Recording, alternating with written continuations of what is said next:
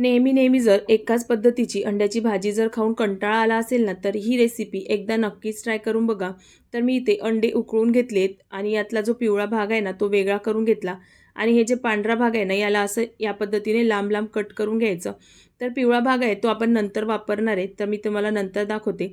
तर आता हे सगळा पांढरा भाग कट करून घेतलाय. नंतर एका पॅनमध्ये 1 चमचा तेल टाकून घ्यायचं आणि हा जो पांढरा भाग आहे ना अंड्याचा, तो याच्यामध्ये टाकून आपल्याला हा परतून घ्यायचा आहे. तर 2-3 मिनटं चांगला परतून घ्यायचा. नंतर याच्यामध्ये थोडीशी हळद पावडर आणि थोडंसं लाल तिखट टाकून घ्यायचं.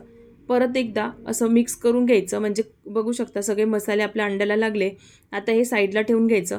आता याच्यासाठी एक मसाला तयार करून घ्यायचा. त्यासाठी ना मिक्सरच्या भांड्यामध्ये आलं लसूण टाकून घेतलं, एक मोठा साईजचा टमाटर टाकून घेतला, कोथिंबीर टाकून घ्यायचं आणि आता याची पेस्ट तयार करून घ्यायची. तर ही पेस्ट तयार करून घेतली आहे. आता ही साईडला ठेवून घ्यायची.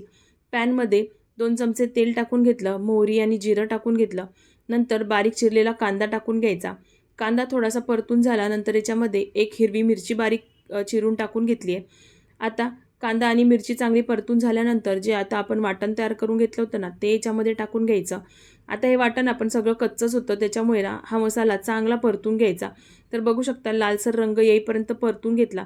नंतर याच्यात काही मसाले टाकून घ्यायचे. तर लाल तिखट, हळद पावडर, गरम मसाला आणि मीठ टाकून घेतलं. परत एकदा याला मिक्स करून घ्यायचं. तर आता तेल सुटेपर्यंत हा मसाला आपल्याला शिजवून घ्यायचा आहे. तर जळला नाही पाहिजे यासाठी अगदी थोडंसं पाणी टाकून घेतलं. परत एकदा याला मिक्स करून घेतलं.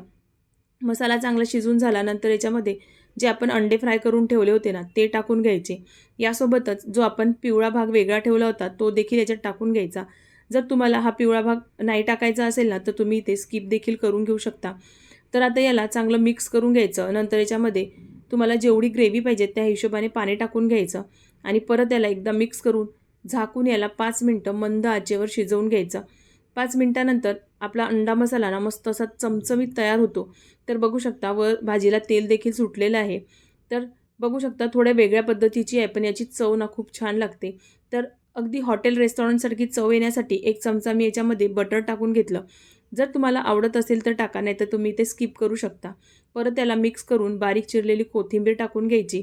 तर चमचमीत आपला हा अंडा मसाला तयार झालेला आहे. तर हा अंडा मसाला तुम्ही चपातीसोबत किंवा नानसोबत नाहीतर मग पाव असेल ना, पावसोबत देखील अप्रतिम लागतो.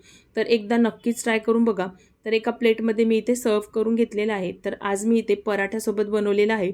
तर याची चव एकदम मस्त झाली होती. तुम्हाला ही रेसिपी कशी वाटली ते मला कमेंट बॉक्समध्ये नक्कीच सांगा आणि अगदी थोडी आवडली असेल ना, तर व्हिडिओला लाईक करा.